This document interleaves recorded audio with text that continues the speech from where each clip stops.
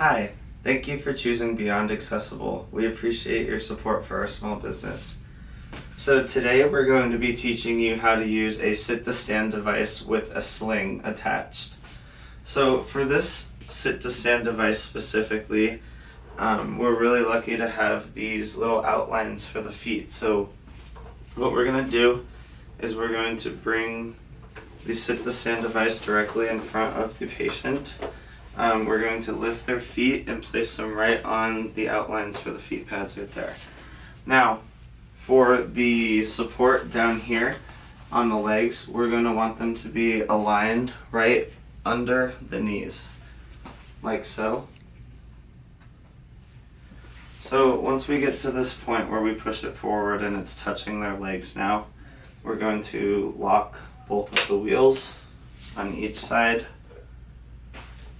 And then from here, to be able to use a sit-to-stand, you're going to want the patient to have at least the ability to weight bear 30% of their weight. And also they need to have the same strength bilaterally. So this isn't usually the best device to use for, say, some neuro patients, like stroke patients and things like that, where they have one side that's weaker than the other.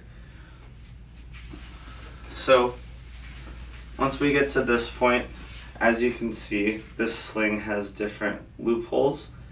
Now, the further in that we hook the loopholes, the taller the patient is going to be standing. So usually we suggest to just do it right about in the middle. So for this, I'll just do it on the 1, 2, 3, 4th hole. And then we're going to wrap it around the patient. Now we want it to be just right below where the rib cage area would be. And then with this specific device, the nice thing is that there's a handle on the other side. So we're actually going to be helping the patient stand up. So for body mechanics for the patient, like I said, we're going to want just their legs to be touching the sit-to-stand device just right below the knees. We're going to have them put both of their hands on the very top of the device. And then we're going to want them to pull up as much as they can with their arms.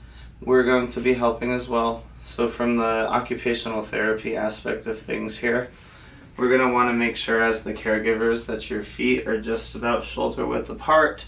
We don't want to be bending or rounding at the back at all. We're going to be bending at the legs and the hips, and then we don't want to twist when we're pulling. So we really want to be utilizing your biceps and your core as we're pulling the patient up.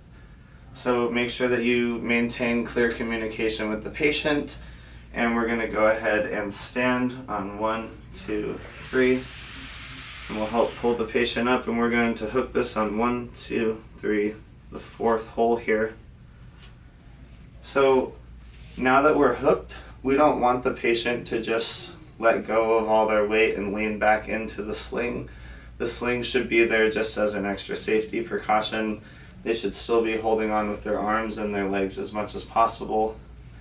And then the nice thing about this sit-to-stand device is that the sling also has these buckles to where you can connect it in the front for just a little extra support. And then from here, you can unlock the wheels. Same thing, we don't want to be doing any twisting or bending at the back.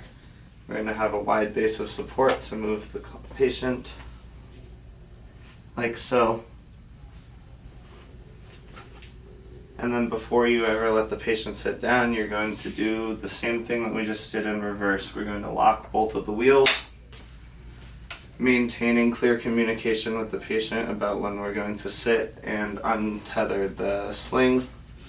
So now I'm going to unhook the sling. We'll unbuckle it first. And then I'm going to unhook this in 1, 2, 3.